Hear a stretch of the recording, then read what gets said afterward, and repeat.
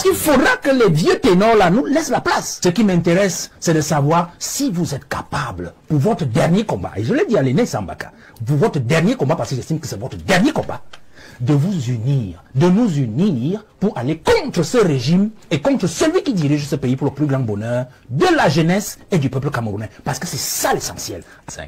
2025 est simple pour nous. Nous savons que le parti au pouvoir a toujours triché. Il a toujours fraudé. Alors nous disons pour 2025, c'est terminé.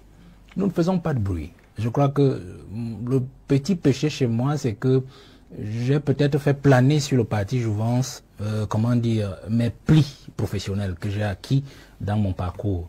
Parce que je ne dis pas davantage ce que je vais faire. Mais, comme vous m'avez posé la question, nous savons une seule chose. Les combats que mène le MRC sont les nôtres aussi. Mais nous n'avons pas les mêmes moyens qu'eux. En termes d'argent, en termes de personnel, en termes de ceci, nous usons davantage de ruse et d'intelligence. Ça veut dire quoi? En 2025, notre décision est claire. Le résultat le plus élevé sera celui du peuple. Donc nous sommes à un niveau ici où nous ne discutons plus avec les gens d'en face. Parce qu'en fait, le peuple dans sa misère en a marre. Le peuple dans sa souffrance en a marre. Donc nous savons qu'ils ont toute la machine avec eux. Mettre ce bas contre les câbles. Quand vous dites conseil électoral, quelle est la différence entre le conseil électoral et la direction générale de l'ECAM? C'est une machine administrative. Et on sait qui nomme tous ces gens-là.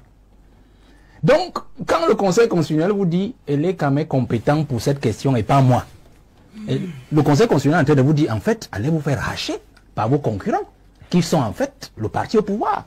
Puisqu'en fait, tous ceux qui sont à l'ECAM sont des affidés du parti au pouvoir, qui lui donne les moyens de fonctionnement et qui administrativement les tient. Est-ce qu'un membre du parti, un quelconque parti politique d'opposition est assis à l'ECAM? Siège à l'ECAM. Vous connaissez un seul membre d'un parti d'opposition qui siège à l'ECAM? Toujours est-il que certains, de deux, est-ce que les modalités... membres du RDPC ont démissionné. Est-ce que les modalités... L'actuel des choses, les membres de l'ECAM sont censés être neutres. Ils sont censés. Est-ce que... Vous avez donc répondu même à votre question, ils sont censés. Est-ce que dans les modalités de désignation des membres de l'ECAM, vous avez une faculté qui est la consultation, par exemple, du bloc de l'opposition. Il n'y en a même pas au Cameroun, mais de l'opposition en général. Non. Donc, vous comprenez que nous sommes dans une affaire déjà désavantageuse à notre niveau. Alors, nous, la jeunesse, nous disons que nous ne discutons plus ces affaires. Depuis 30 ans, depuis 90, ils font la même chose. On n'est plus à ces niveaux-là. On ne discute pas le résultat de 2025. Je vous ai donc dit en fond, et je sors par là. Biya a intérêt soit à nettoyer ses amis avant de partir lui-même, soit à partir et à nous laisser les nettoyer. De toutes les façons, pour 2025, le résultat sera celui du peuple et de sa jeunesse, à l'exclusion du parti au pouvoir et de son champion. Espérer que l'opposition puisse remporter pour une fois une élection présidentielle en l'état actuel des choses, avec les lois, les textes en vigueur, avec l'ECAM. Moi, je suis surpris que vous parlez des choses que tout le monde sait, que tout le monde peut vérifier. Nous, on n'est plus au niveau de débattre sur les lois. Vraiment, ce débat m'embarrasse parce que je vois Limbi, il a tout l'arsenal. Bon, nous, on n'est pas venu avec, mais il a bien fait de venir avec parce qu'on peut, on peut lui emprunter ça et on lit. Vous voyez? Nous, on n'est plus à ce niveau.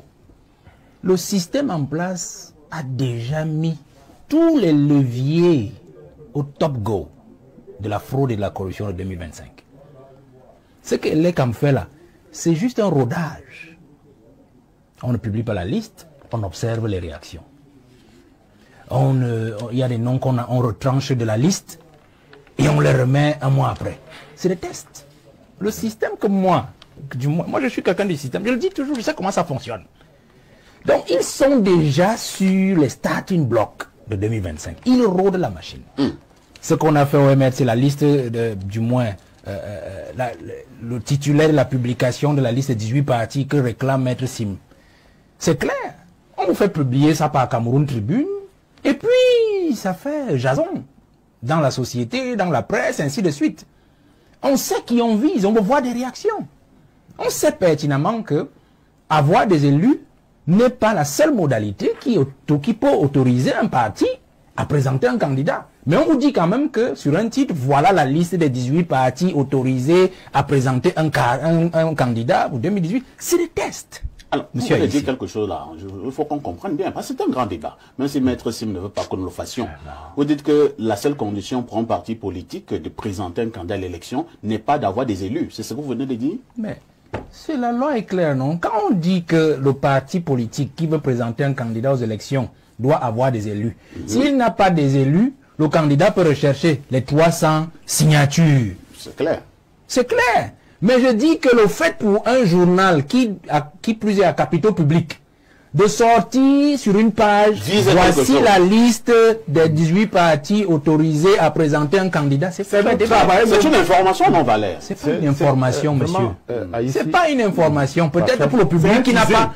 C'est un teasing, mais peut-être pas pour les populations, monsieur Lambda, qui n'a pas la liste des partis en tête. Mais on sait que, quand on le dit, chacun va chercher son parti.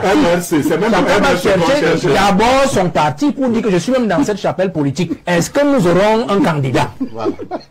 Conclusion, chacun en fonction de son appartenance dira je suis dû. Donc, mon candidat, mon parti ne peut pas présenter mon champion. Le débat est lancé. Et conséquence, nous nous retrouvons devant vous en train de débattre de cela. Donc la machine test, c'est la psychologie populaire que le pouvoir en place est déjà en train de tatillonner, là, de guillonner. Il faut faire très attention. Moi, je veux donc dire que nous ne nous situons plus à ce niveau. Vous parlez de l'opposition, vous comprenez? Je veux dire que ce que l'aîné Limbi a dit, pour moi, est fondamental sur la psychologie des candidats ou la psychologie du leader de l'opposition. Moi, je ne suis pas entré en politique pour devenir président de la République ou ministre ou quoi que ce soit. Je ne sais même pas. Il y a un moment où je me demande, mais qu'est-ce que je fais même dans cette affaire? J'ai tout abandonné avec tout ce que j'avais pour venir en politique. Mais je me suis rendu compte d'une chose. Je fais partie justement de ceux qui sont chargés de la transition même dans l'opposition. Parce qu'il y a un leadership de l'opposition qui devra être balayé à tout jamais. Ah bon? Parce que Biya qui s'en va là, nous disons toujours qu'il s'en va avec son régime. Vous pensez que c'est seulement avec le régime? Biya partira même aussi avec son opposition à lui depuis 43 ans. Mais dites-moi, un prochain président de la République qui arrive, mais attendez, ce n'est plus ce que nous voyons là, hein, qui seront des opposants. La nouvelle génération ne veut plus les voir. Parce que le 2025, c'est le dernier test de la vieille garde de l'opposition. Est-ce qu'il faut dire qu'il y a l'opposition de l'opposition? Non, je n'entre pas dans ce débat. Je dis 2025, c'est le dernier test de la vieille garde de l'opposition, c'est-à-dire des vieilles figures qu'on a toujours eues depuis 1980, 90, 2020, 2000, ainsi de suite. Vous comprenez? C'est-à-dire que si il nous faut rater ce virage de 2025, c'est terminé. On n'en voudra plus après 2025, la prochaine génération. Donc, je suis content quand je vois la liste des leaders de partis politiques, il y en a qui sont de plus en plus jeunes. De plus en plus jeunes. Parce qu'il faudra que les vieux ténors là nous laissent la place. Je prends un simple cas. J'ai suivi le débat sur... Bon, j'ai vu ce qu'on a dit du PCRN. Les déclarations du président du PCRN qui a fait des volets de bois vert, ainsi de suite. Bon, on peut prendre ça en ambiguïté, mais le fond est là. Le fond est là. C'est que il y en a qui ont quand même fait un certain parcours. Et il y a des choses que le peuple attend d'eux. Il y a aussi des positions qu'on n'admettrait pas de les voir proposer au peuple camerounais aujourd'hui. Donc, il faudrait que la vieille garde de l'opposition comprenne une chose. Là, je n'ai pas de coalition. La vieille garde doit comprendre une chose. Il n'est plus question de vous dire une chose. Non, nous ne coalisons pas parce que tel est noir, parce que tel est blanc. On coalise pour le bien du peuple. On ne coalise pas pour soi-même. On ne crée pas un parti politique pour devenir président de la République ou ministre. On crée un parti politique pour conquérir le pouvoir, pour le bien-être de la nation et du grand peuple. Ça veut dire quoi? Ça veut dire que ma petite personne en tant que leader ne peut pas avoir une prééminence sur les intérêts de la grande masse. On est 370 partis. Moins le parti au pouvoir, moins une vingtaine. Il y avait un G20 en 2018. On peut dire 350 partis dans l'opposition. Est-ce qu'on peut avoir 350 présidents de la République? Ça veut dire qu'en fait, nous sommes là dans un concours, un test d'humilité pour 2025.